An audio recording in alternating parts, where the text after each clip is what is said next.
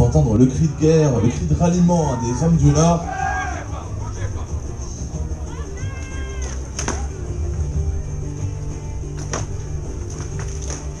Alors qu'est-ce que les Lions des Flandres nous réservent pour ce match?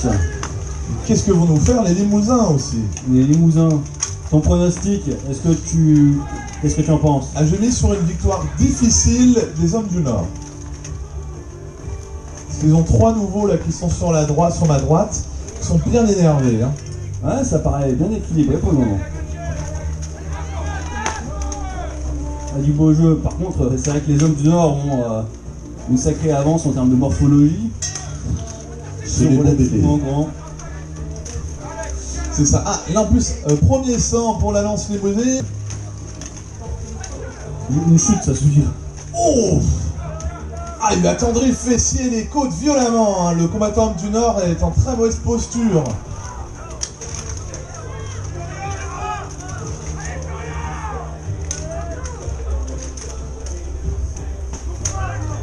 Va-t-il céder sous les terribles coups de hache?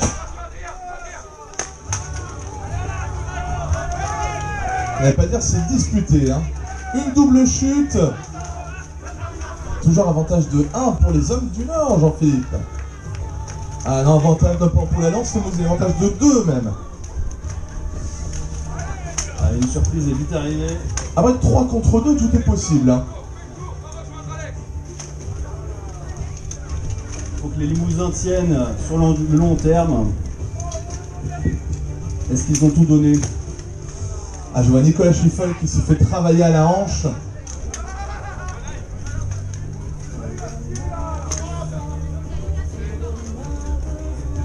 En tout cas, on remercie les arbitres qui veillent au grain, ils sont super efficaces sur ce tournoi.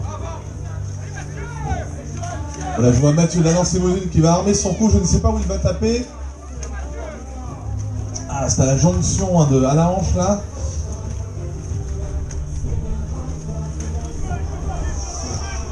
C'est un peu borderline. Hein. Ah, c'est la cuisse. J'entends l'un des combattants de la lance-fémoline qui lui hurle « Pète-le !» C'est que Mathieu est particulièrement énervé. Bon, il a pris certains cartons en plus pour des coups irréguliers. Stop. 3-0. 3-0 pour la lance-fémoline. Un très beau combat. Moi, je suis joueur, mais j'ai des limites. Ah, je vois du gros gabarit hein, qui est rentré, côté homme du Nord.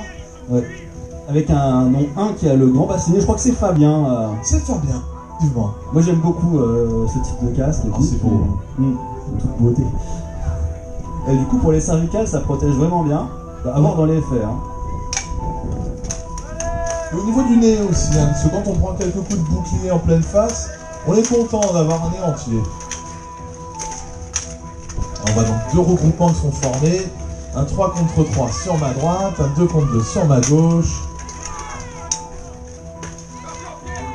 Oh, il s'y attend pas. Ah, c'est dommage, ça a manqué d'impact. Ah, il a voulu le projeter, il a failli tomber. Ah, c'est très serré pour le moment. Les hommes du Nord sont beaucoup plus énervés, plus agressifs dans leur attaque.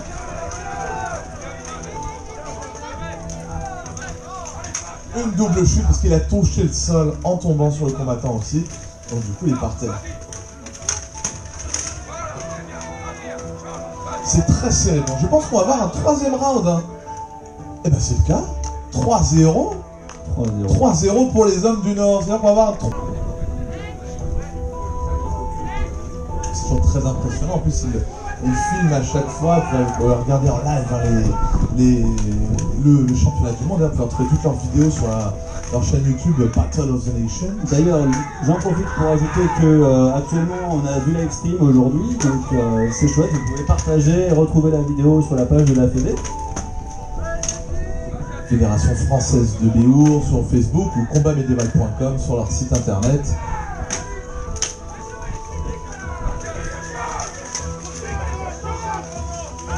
Faut entendre le passeur d'armes, un Limousin très énervé. Il t'entend pas. Avec l'effet tunnel, le rembourrage au niveau dans le casque, plus le casque, et le fracas de l'acier, dans le combat, il n'entend rien. D'où le drapeau. D'où le drapeau, hein, aussi sur le bâton des arbitres. Ah, les hommes du Nord ont repris l'ascendant, ils ne sont plus que 2 Limousins. Plus qu'un et c'est la fin. 5-0 pour les hommes du Nord.